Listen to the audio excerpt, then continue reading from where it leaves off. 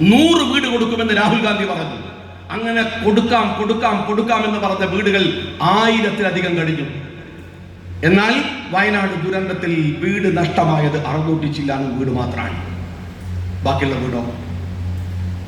വീടോ ഓഫറുകൾ ഒരുപാടുണ്ട്.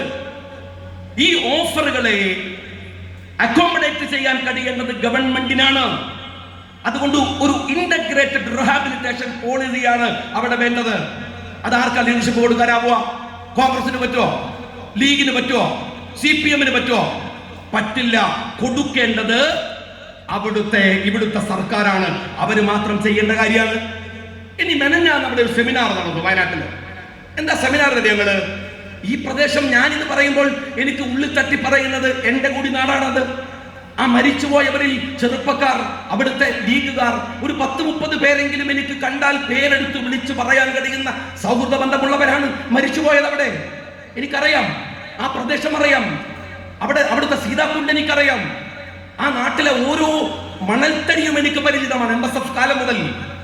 അവിടെ നിങ്ങൾ മനസ്സിലാക്കേണ്ട ഒരു കാര്യമുണ്ട്. കഴിഞ്ഞ ആഴ്ചയിൽ അവർ പറഞ്ഞു ഞങ്ങൾക്ക് ഭൂമി തിരിച്ചു കിട്ടണം. കൃഷിക്കാർ പറഞ്ഞു. സർക്കാർ ഭൂമി പറയുന്നതോ തരാൻ പറ്റൂല, കാരണം ആ പ്രദേശം മാർക്ക് ചെയ്യപ്പെട്ടിരിക്കുകയാണ്. എന്ന് വെച്ചാൽ അവന്റെ നഷ്ടപ്പെട്ടു പോയ ഭൂമി ആകാശത്തിലേക്ക് പോയിട്ടില്ല, അവിടെയുണ്ട്. അപ്പൊ അവന്റെ ഭൂമി കൊടുക്കണ്ടേ? കൊടുക്കൂല. ആ ഭൂമി റവന്യൂ ആയി മാറ്റപ്പെട്ടു.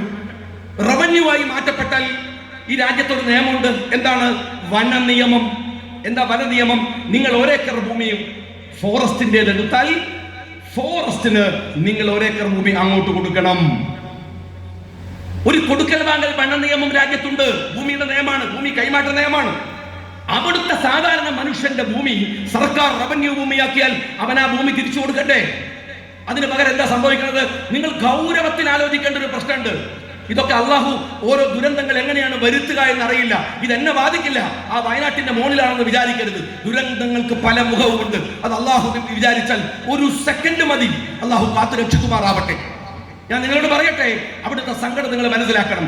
1000 സ്ക്വയർ ഫീറ്റിന്റെ വീട് മുതൽ 3500 സ്ക്വയർ ഫീറ്റ് വീട് വരെ വെച്ച് താമസിക്കുന്ന ആളുകൾ അവിടെയുണ്ട്. 5 സെന്റ് ഭൂമി മുതൽ ഏക്കർ കണക്കിന് ഭൂമിയുണ്ട്. ഈ ദുരന്തം വന്നു കഴിഞ്ഞപ്പോ എല്ലാവരും കൂടെ ചെന്നിട്ട് ഓരോരുത്തരെ റിഹാബിലിറ്റേറ്റ് ചെയ്യാൻ 5 സെന്റ്. ഇതാണോ നീതി? അല്ലല്ലോ. ആർക്കൊക്കെ എത്ര ഭൂമിയുണ്ട് എന്ന് അവിടുത്തെ വില്ലേജ് ഓഫീസ് പരതിയാ മനസ്സിലാവും. ഇവൻ എല്ലാ കൊല്ലവും നികുതി അടക്കുന്നുണ്ട്. എത്ര സ്ക്വയർ ഫീറ്റ് വീടുണ്ട് മുഹമ്മദിന്, രാജുവിന്, തോമസിന് അറിയണോ? പഞ്ചായത്ത് ഓഫീസിൽ പോയാൽ മതി. അവിടെ അവൻ വീട്ടിന് അടച്ച നികുതി ഉണ്ട്. അവർക്ക് വീട് കൊടുക്കണ്ടേ? ഒരു ദുരന്തം വന്നാൽ പിന്നെ എല്ലാവരും തുല്യരാവുക? 50-60 വയസ്സ് ഒരു മനുഷ്യൻ അധ്വാനിച്ച അവന്റെ ഭൂമിയുടെ വില, അവന്റെ കൃഷിയുടെ വില, അവന്റെ അധ്വാനത്തിന്റെ വില അവന് കിട്ടണ്ടേ? അവന് 5 സെന്റ് ഭൂമിയാ. ഇതാണോ റിഹാബിലിറ്റേഷൻ എന്ന് പറയുന്നത്? അർഹതപ്പെട്ടവർക്ക് അവന്റെ ഭൂമിയും അവന്റെ പാർപ്പിടവും തിരിച്ചു കൊടുക്കാൻ കഴിയുന്ന ഒരു സ്ഥലം. ഒന്ന്. മറ്റൊന്ന്, അവിടുത്തെ ആളുകൾ, ഞാൻ അവിടെ പോയിട്ട് ഒരുപാട് ഭക്ഷണം കഴിച്ചിട്ടുണ്ട്. അവിടെ ചെന്ന ഒക്കെ ലീഗാരൊക്കെ ചുറ്റും കൂടും. എപ്പ വന്ന എന്താ ഉച്ചക്ക് വരണേ എന്ന് പറയും. ഇതാ ഇവിടെ ഉണ്ടായിരുന്നു.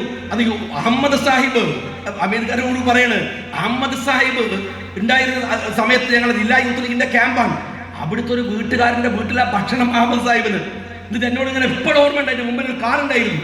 എന്നോട് പറഞ്ഞു ശരിയാ, എന്നോട് പറഞ്ഞു ഇങ്ങനത്തെ ഒരു കാർ ഞാൻ നോക്കിയിരുന്നു, എവിടുന്നാണ്? അദ്ദേഹം ചോദിച്ചു, കാറുള്ള, സൗകര്യമുള്ള, നല്ല ബംഗ്ലാവുള്ള, ആളുകൾക്ക് കയറി ചെല്ലാൻ പറ്റിയ വീടുള്ള, അവരൊക്കെ അഭിമാനത്തോടെ ജീവിച്ചവരാണ്.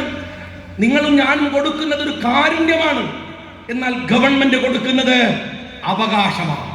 അവന്റെ അവകാശം വാങ്ങിക്കൊടുക്കാൻ കൂടെ നിങ്ങൾ അവാർഡ് കൊടുത്തു, നിങ്ങൾ ആദരിച്ചില്ലേ നമ്മളുടെ പ്രിയപ്പെട്ട സഹോദരന്മാരായ വൈറ്റ് ഗാർഡിനെ?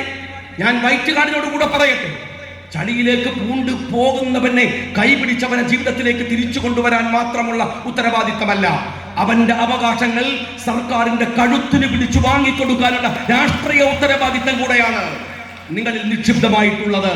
ഈ ആളുകൾക്ക് ആ അവകാശങ്ങൾ തിരിച്ചു കിട്ടണം. ഇനി വയനാട്ടിന്റെ മുകളിലുള്ള ഒരു സമരങ്ങളുടെ പ്രശ്നം, ഇവർ എന്തിനാണ് നികുതി കൊടുക്കുന്നത്? ഞാൻ ചോദിക്കട്ടെ, നിങ്ങളൊക്കെ നികുതി കൊടുക്കുന്നുണ്ടല്ലോ വീട്ടിന്, ഭൂമിക്ക്. എന്താ കാര്യം? അയൽക്കാരൻ വന്നിട്ട് പതുക്കെ നമ്മളെ ഭൂമി ഇങ്ങനെ മാന്തും. മങ്ങൾ എന്താ ചെയ്യുക? പോലീസ് സ്റ്റേഷനിൽ പോയിട്ട് പരാതി കൊടുക്കും. പോലീസ് എന്താ ചെയ്യുക? അവിടെ നോക്കുക, ഒന്ന് നോക്കും. പോലീസ് പറയും, വില്ലേജ് ഓഫീസിൽ പറയും, അപ്പൊ വില്ലേജ് ഓഫീസിൽ നിന്ന് ഒരു ചങ്ങളയും കുന്തവും കുറച്ചൊക്കെ ആയിട്ട് ആള് വരും. ആള് വന്നിട്ട് മാപ്പ് എടുത്തിട്ട് അതിര് പിടിക്കും. എന്നിട്ട് പറയും, അപ്പുറങ്ങളെ ഭൂമി, ഇപ്പറ ഇവന്റെ ഭൂമി, അങ്ങോട്ട് മാന്തരുത്, ഇങ്ങോട്ട് തോണ്ടരുത്. ഇല്ലേ? ഇതെന്താ കാര്യം? നിങ്ങൾ കൊടുക്കുന്ന നികുതി നിങ്ങളുടെ ഭൂമിയുടെ ഉറപ്പാണ്, നിങ്ങളുടെ വീടിന്റെ ഉറപ്പാണ്. അല്ലാതെ നികുതി കൊടുക്കുന്നവന്റെ പൈസ മോളെയും കെട്ടിപ്പിടിച്ച് മുഖ്യമന്ത്രിക്ക് ഉറങ്ങാനുള്ള സൗകര്യത്തിന്റെ പേരല്ല. അറിയോങ്ങള്, ജനങ്ങൾക്ക് കൊടുക്കാനുള്ളതാണ്. അത് വാങ്ങിക്കൊടുക്കാവുന്ന രാഷ്ട്രീയ ഉത്തരവാദിത്തമാണ് നടത്തേണ്ടത്. ഞാൻ പറയുന്നത്, ലീഗ് മഹാകാരുണ്യങ്ങൾ നടത്തുമ്പോഴും അതിന്റെ രാഷ്ട്രീയത്തെ മുറുകെ പിടിക്കാൻ കഴിയണം. സ്നേഹമുള്ളവരെ, കഴിയണം. അതുകൊണ്ട് പുതിയ രാഷ്ട്രീയ സംഭവ വികാസങ്ങളെ കുറിച്ചൊക്കെ ഞാൻ ദീർഘമായി സംസാരിക്കാൻ ശ്രമിക്കുകയല്ല. പ്രിയപ്പെട്ട അമിത് കടക്കളവരൊക്കെ